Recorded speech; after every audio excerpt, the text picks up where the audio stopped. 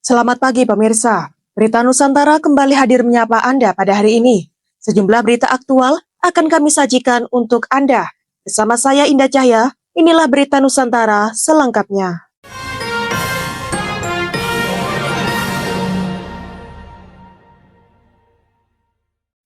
Pemirsa, kebakaran hebat melanda sebuah gudang pemasok daging di kawasan Sunset Road, Kuta, Bali. Peristiwa ini menghanguskan ratusan kuintal daging.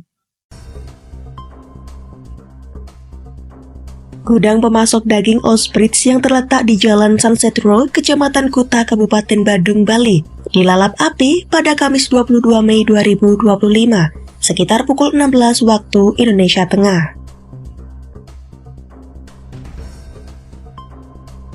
Meski tidak menimbulkan korban jiwa, namun api dengan cepat membesar dan melahap seluruh isi gudang yang berfungsi sebagai tempat produksi sekaligus penyimpanan daging ayam, sapi, dan babi. Komandan Peleton Dinas Pemadam Kebakaran Kabupaten Badung, Ikadek Budana, menyebut laporan pertama diterima pada pukul 16.05 waktu Indonesia Tengah. Hanya 5 menit berselang, 11 unit mobil pemadam langsung diterjunkan ke lokasi. Namun saat petugas tiba, kobaran api sudah sangat besar. Kondisi semakin mengkhawatirkan karena di sebelah gudang SPBU. 5 ruangan penyimpanan yang ada di gudang tersebut nyaris seluruhnya hangus terbakar. Hanya 2 ruangan yang berhasil diselamatkan. Proses pemadaman cukup sulit karena banyak ruangan dalam kondisi tertutup rapat. Penyebab kebakaran hingga kini masih dalam penyelidikan. Diketahui tidak ada penggunaan api dalam proses pengolahan daging di gudang tersebut. Api baru berhasil dipadamkan hampir 2 jam setelah kejadian pertama kali dilaporkan. Demikian laporan, Java TV melaporkan.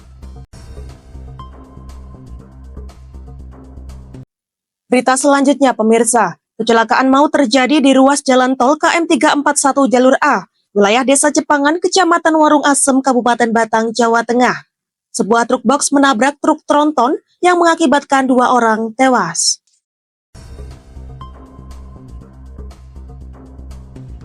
Kecelakaan terjadi pada Kamis siang 22 Mei 2025, sekitar pukul 11.30 waktu Indonesia Barat.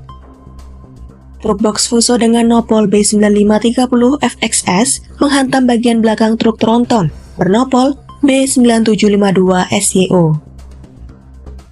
Benturan keras dari kecelakaan tersebut menyebabkan kabin truk box terlepas dari bodi kendaraan. 2 orang yang berada di dalamnya, yakni sopir truk box dan 1 pendampingnya, tewas.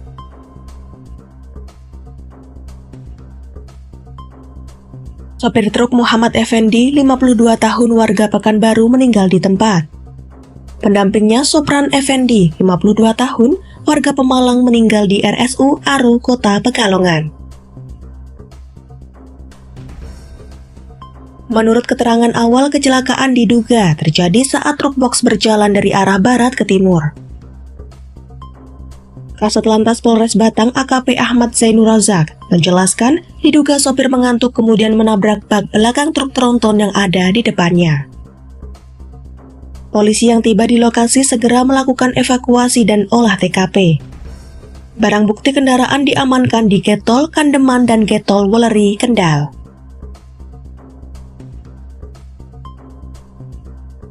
Hingga kini kepolisian masih menyelidiki lebih lanjut terkait kecelakaan ini.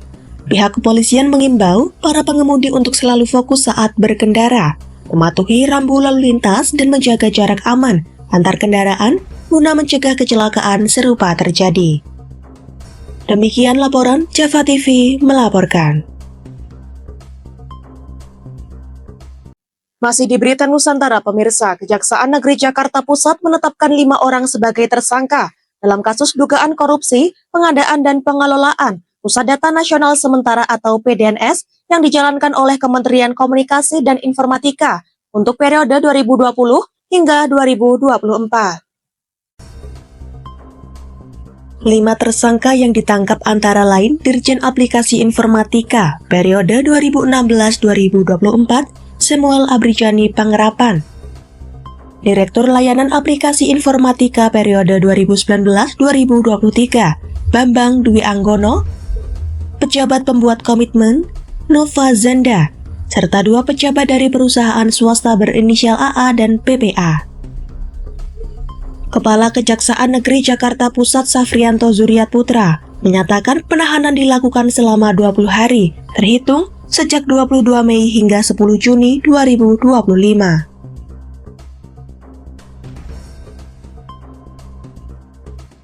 Penyidik telah memeriksa total 78 saksi dan 4 ahli, serta menggeledah beberapa lokasi termasuk kantor Komdiki, kantor swasta, dan rumah pribadi. Sejumlah barang bukti disita diantaranya uang tunai 1,78 miliar rupiah, 3 unit mobil, 176 gram logam mulia, 7 sertifikat tanah, 55 barang bukti elektronik, dan 346 dokumen. Kasus ini bermula dari proyek pengadaan PDNS senilai 958 miliar rupiah pada tahun 2020.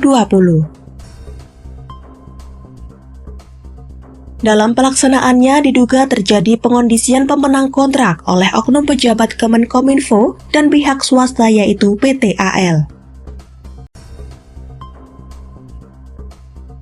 Dugaan pengaturan itu berlangsung dari 2020 hingga 2024. Dengan nilai kontrak yang terus meningkat, mencapai 350,9 miliar rupiah pada 2023 dan 256,5 miliar rupiah pada 2024. Namun perusahaan yang ditunjuk disebut tidak memenuhi syarat teknis seperti kepatuhan ISO 22301, serta tidak mendapat pertimbangan dari Badan Cyber dan Sandi Negara terkait kelaikan keamanan sistem. Total anggaran yang telah dikucurkan untuk proyek PDNS mencapai 959,4 miliar rupiah dan dilakukan tanpa mengacu pada ketentuan dalam Perpres nomor 95 tahun 2018 tentang sistem pemerintahan berbasis elektronik. Akibatnya kerugian negara ditaksir mencapai ratusan miliar rupiah. Demikian laporan Java TV melaporkan. Berita selanjutnya, pemirsa, Polres Batang, Jawa Tengah berhasil mengungkap kasus pencurian kendaraan bermotor yang dilakukan oleh 2 pasangan suami istri. Mereka bukan hanya pasangan suami istri, tetapi juga masih memiliki hubungan darah sebagai kakak dan adik. Aksi mereka terendus saat beroperasi di kawasan wisata Pantai Sigandu.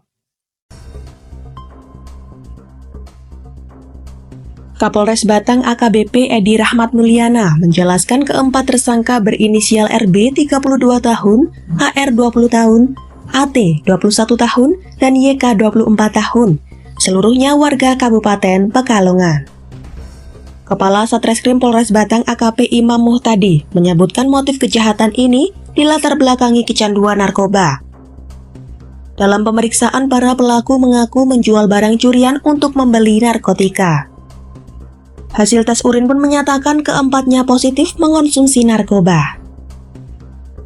Modus yang digunakan cukup licik, RB mengajak adiknya AR dan masing-masing pasangan mereka untuk berwisata ke Pantai Sigandu.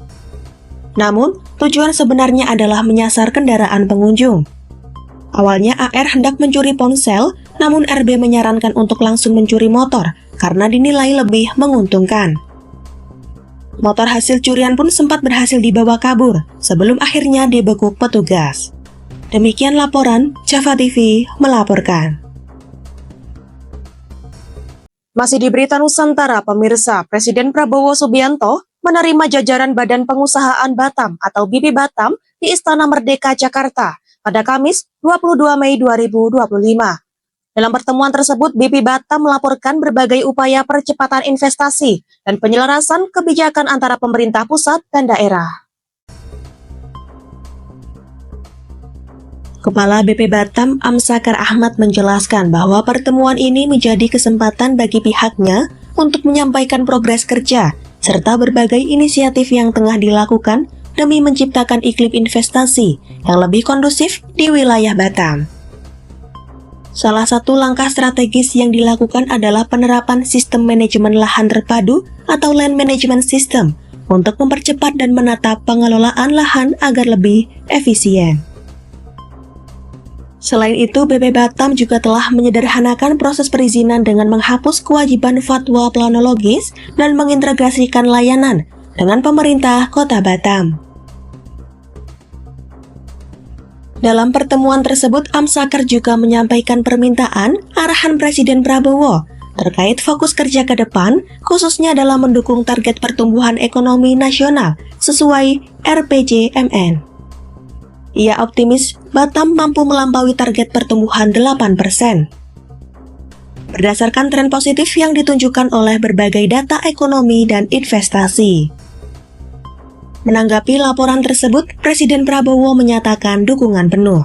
Ia bahkan berkomitmen untuk menyelaraskan berbagai regulasi yang selama ini dinilai masih menghambat masuknya investasi.